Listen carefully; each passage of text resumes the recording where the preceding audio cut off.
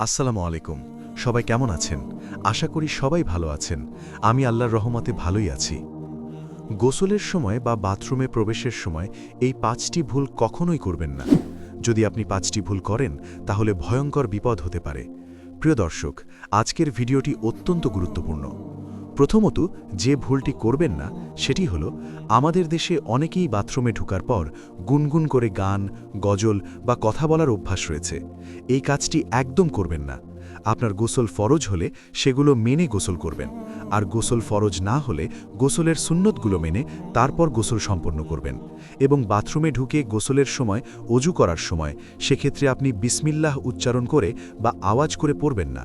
এটি মনে মনে পড়তে থাকবেন, কারণ বাথরুমে প্রবেশের দোয়া বা জিকির করা রাসূলুল্লাহ সাল্লাল্লাহু আলাইহি সাল্লামের নিষেধ রয়েছে।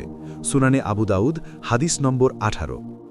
দ্বিতীয় ভুল হল, যখন গোসল করতে ঢুকলাম তখন এই দোয়াটি অবশ্যই পাঠ করবেন। কোনোভাবেই এটি ভুলে যাওয়া চলবে না। দোয়াটি হল, বিসমিল্লাহি আল্লাহুম্মা ইন্নী আউযুবিকা মিনাল খুবুসি ওয়াল খাবাইস। অর্থাৎ, আল্লাহর নামে শুরু করছি। হে আল্লাহ, নিশ্চয়ই আমি আপনার কাছেই নর নারী জিন শয়তানের অনিষ্ট থেকে আপনার নিকট আশ্রয় চাই। মুসলিম, হাদিস নম্বর ৩৭৫।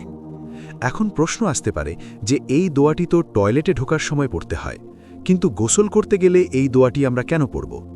এর কারণ হল, আমাদের দেশে অধিকাংশ জায়গায় গোসলখানা এবং টয়লেট একসাথে থাকে।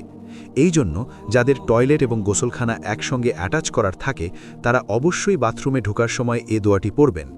কিন্তু এই দোয়াটি পাঠ করলে কি হয়?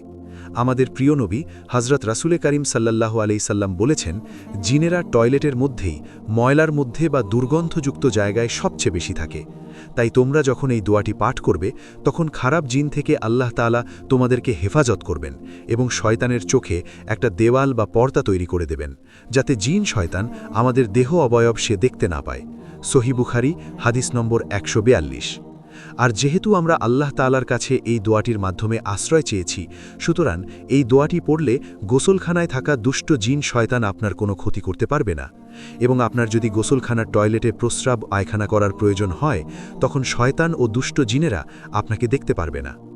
৩ নাম্বার হল, যে বাড়িতে গোসলখানা ও টয়লেট একসাথে, সেই টয়লেট বা গোসলখানাতে কোরআনের কোনো আয়াত বা হাদিস নিয়ে প্রবেশ করবেন না। যেমন, আপনার লকেটে যদি আল্লাহর নাম থাকে, সুতরাং লকেট নিয়ে আপনি গোসলখানায় প্রবেশ করবেন না। এ জাতীয় আল্লাহ এবং মুহাম্মদ রাসূলুল্লাহ সাল্লাল্লাহু আলাইহি সাল্লামের নামসমূহের সমন্বিত লকেট পরার ব্যাপারেও আলেম উলেমাদের নিষেধাজ্ঞা রয়েছে। এছাড়া আপনার আংটিতে আল্লাহ ও তার রাসূলের যদি নাম থেকে থাকে, তাহলে ওই আংটি নিয়ে আপনি টয়লেটে ঢুকবেন না। যে গোসলখানার টয়লেট একসাথে রয়েছে সেখানে তো অবশ্যই ঢুকবেন না। তবে হ্যাঁ, যদি এমন গোসলখানা হয় যেখানে কোনো টয়লেট নেই, শুধুই গোসলখানা, সেখানে চাইলে আপনি আংটি, লকেট নিয়ে ঢুকতে পারেন, এতে কোনো সমস্যা হবে না। তবে সেটি না করাই উত্তম, কারণ হয়তো গোসলের সময় সেই লকেট বা আংটি হাত থেকে পড়ে গিয়ে আপনার পায়ে স্পর্শ বা লেগে যেতে পারে, এতে আপনার গুনাহগার হবার সম্ভাবনা থেকে যায়। সেক্ষেত্রে প্রথমত এগুলো ব্যবহার করা উচিত না, এবং দ্বিতীয়ত ব্যবহার করলে সেগুলো নিয়ে বাথরুমে প্রবেশ করবেন না। ৪ নাম্বার হল, উলঙ্গ হয়ে গোসল করবেন না। উলঙ্গ হয়ে গোসল করলে এর ফলে যে বিপত্তি ঘটতে পারে সেটি হল, উলঙ্গ হয়ে গোসল করলে লজ্জা কমে যায়, আর যার লজ্জা কমে যায় তারা আস্তে আস্তে ঈমান দুর্বল হয়ে যায় এবং সে ব্যক্তির চারিত্রিক নূর কমে যায়। ফলে যে কোনো গুনাহে অতি তাড়াতাড়ি লিপ্ত হয়ে যেতে পারে। এতে করে পরবর্তীতে সে গুনাহকে ভয় করে না, এমনকি বেঈমান হারা হয়ে মৃত্যুবরণ করার সম্ভাবনা থাকে। এই জন্য কখনোই উলঙ্গ হয়ে গোসল করবেন না। ৫ম নাম্বার হল, টয়লেটের ভিতরে ঢুকে কোরআন তেলাওয়াত বা জিকির করবেন না। যে বাড়িতে টয়লেট এবং গোসলখানার একসঙ্গে, এই গোসলখানার মধ্যে ঢুকে কখনো জিকির করবেন না। এমনিতে তো টয়লেটের ভিতরে ঢুকে কোরআন তেলাওয়াত বা জিকির করা নাজায়েজ।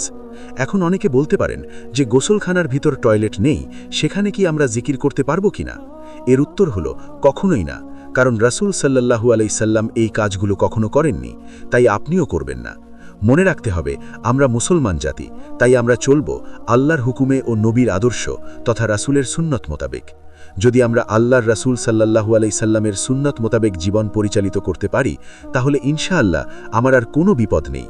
আর যদি বিপদ এসেও থাকে, তাহলে সে বিপদ হতে পারে আপনার জন্য পরীক্ষা স্বরূপ, এবং সেই বিপদের পরে অবশ্যই আপনার জন্য আল্লাহ তাআলার পক্ষ থেকে সাহায্য আসবে, কিংবা সেই বিপদের উসিলায় আপনার গুনাহসমূহের কাফফারা হয়ে যাবে।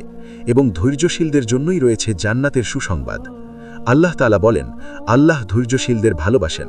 অতএব ধৈর্যশীল ও বিনয়ীগণকে সুসংবাদ দিন, যাদের অন্তরে আল্লাহর নাম স্মরণ করা হলেই তারা ভীত হয়, এবং যারা তাদের বিপদ আপদে ধৈর্য ধারণ করে, এবং যারা নামাজ কায়েম করে, এবং আমি যা দিয়েছি তা থেকে ব্যয় করে। সূরা হাজ আয়াত 34 থেকে 35।